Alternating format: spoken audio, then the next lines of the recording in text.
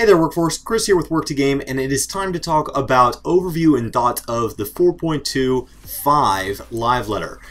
So Brian kind of broke it down into two sections, basically Eureka and then the Q&A, and I had a chance to kind of watch those videos, think it through, look it over, and I just kind of wanted to kind of sum it up for anybody that maybe just, saw those, maybe didn't have 20 minutes for both videos, and just toss them all into one with my views and thoughts and just kind of expand on a few of the things that Brian talked about. So I am going to be just reading from the list here, and the first I'm going over Eureka.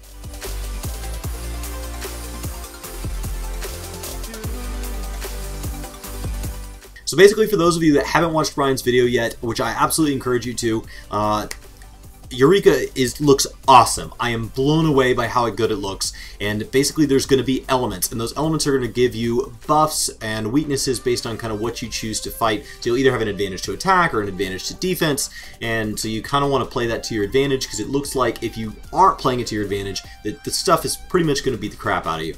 So elements like lightning, fire, earth, wind, water, ice, and you can spin this kind of dial. And so the coolest thing is that in this instance, it's going to scale to basically the number of people in your party. And I don't know what it means by party here, because there's going to be up to 144 people allowed in a single instance. And I don't think they're going to let 144 people into a single party. So if multiple parties are attacking a monster, I don't know if that monster is going to kind of scale or anything like that to keep them from just pounding him down, so that it can give the enhanced reward that it probably should.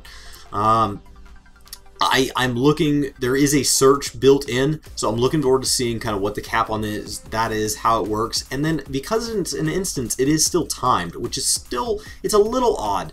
I don't really know kind of why they did that. I'm sure it has something to do with the way their instance servers work. They don't want people just AFKing in their long term. But lockboxes look like they're going to be back. The new relic weapons and relic armor, we're going to get to see a lot more about that. The weather changes regularly, so it's going to have a lot of beauty and depth to it, its own progression system. So hopefully that's a new side of the game that you can find yourself getting lost in. The one thing I love about this game is how broad it can be, how you can just realize, oh my gosh, I've been spending all my time on only 20% of the game. There's this other 80% over there I'm not even getting to.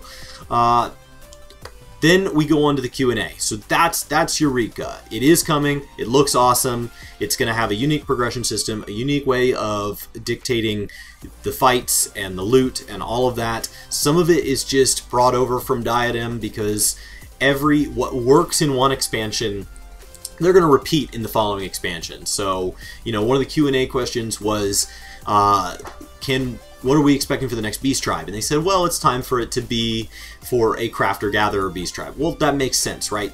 They're going to repeat things that have worked and then make changes to things that didn't. But Eureka looks like it's hitting on all cylinders with things that Diadem lacked, but it's bringing over a few things that did work well. One of the questions was about congestion on server for launch day. And I really don't know how I expected them to respond to that question beyond just, sorry. I mean, it's almost unavoidable unless they create a server system where they can afford to, within their budget, say, okay, within the budget, we're going to assume that each time a patch comes out, that we're going to increase the demand dynamically for that kind of initial day, week, whatever it is that it takes us to all push through that content. The only other way I can think of doing it is to just spread out the release of those dungeons. Don't drop them all on patch day, or drop more of them, or drop them over a series. Maybe it's like a progression, so kind of like dailies, where there's a dungeon that drops on day 1 and day 3 and day 5, and so you can kind of spread those out. But even then, you're just postponing the problem. So really, hardware is the issue. They asked a lot about class balances, stat balances, and you see things talking about, direct hit and what's going on with warrior and all of these things. And it's good to see them going and asking players what they want. It's good to see them interacting in this way. And even in their answer to this interaction, they had already talked to other players about changes. So it's good to see that constant dynamic. I don't know what kind of balance I want them to have. Do you want them to balance for the progression, in which case the balance is really front-loaded on the patch, and in the back half of the patch it kind of gets out of whack? Or do you want them to balance for the casual? Do you want that balance to change over each and every iteration? So does it change from 4.2 to 4.25? Or are those just minor adjustments if they've made a grave error? Or, you know, how often should they be balancing? If they make these big sweeping changes and then we adjust our meta to enjoy it, do we want it to be totally overhauled from 4.2 to 4.3 to 4.4, or would we rather them leave it alone for a while and we'll just adjust accordingly? Because this is a game where you can play multiple classes. So if you find a class that you really enjoy and then they kind of take that away from you, that's just an opportunity to go to enjoy another class. Why don't more classes have raises is honestly one of the questions, because when you start to talk about progression rates and the advantages of certain classes, Brian, you kind of talked about how Paladin should, but I don't know why all sorts of classes don't have raises. And you can theme them differently or you make Phoenix Downs on like a 15-minute cooldown, and it's this combat res, and it's just this expenditure, right? One of the things I really liked about raiding in WoW, in hindsight, it was a pain at the time, was there was kind of this amount of money you had to be a raider, and so there was this economy to it. So you had to buy these potions and these flasks, and it was very expensive.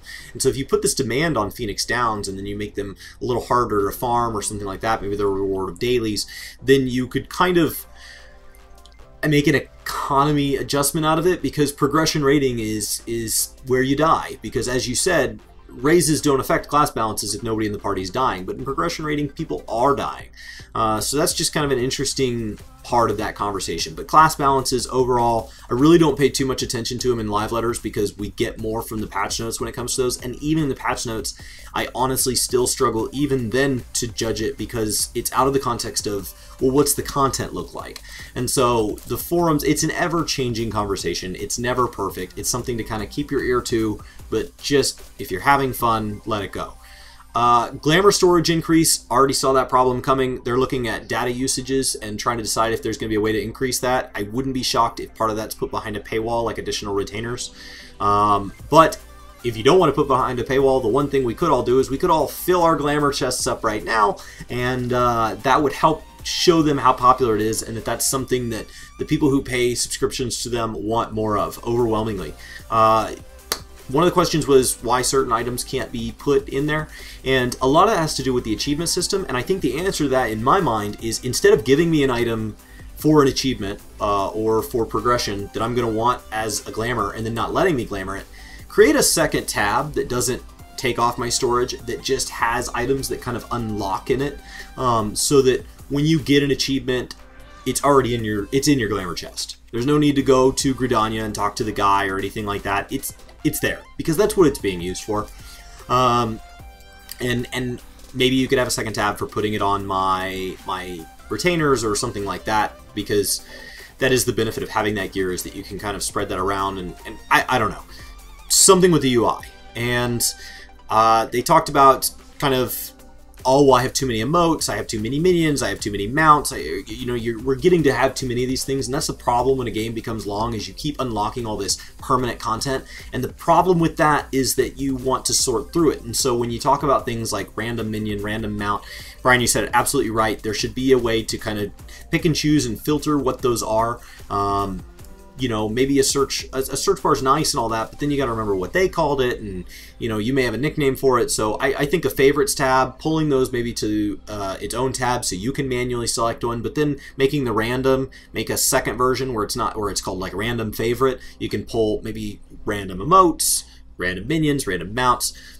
That would seem to solve that in my mind. I was really excited about the new Beast Tribe. I said that.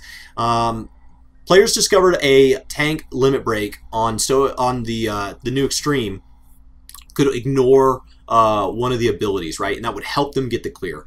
And they asked if this was seen. And one of the things that I thought was really interesting about this response was the very first part, where they said, no, we didn't see that coming, and we like it. I really like when games don't force the way to play. You can't allow blatant exploits, blatant hacks, things that are ruining the fun.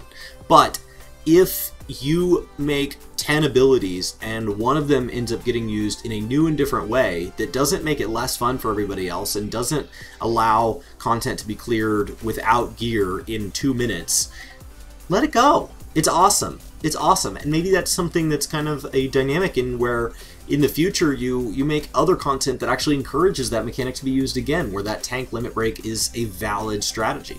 I think it's awesome that there's kind of this communication, right? You put out I don't know if you guys ever had to do this, but like in speech class in middle school, or whatever that class was called, we had to write instructions for how to do a simple task and then give them to somebody. And then the next assignment was we had to tell them what to do, but we couldn't see what they were doing.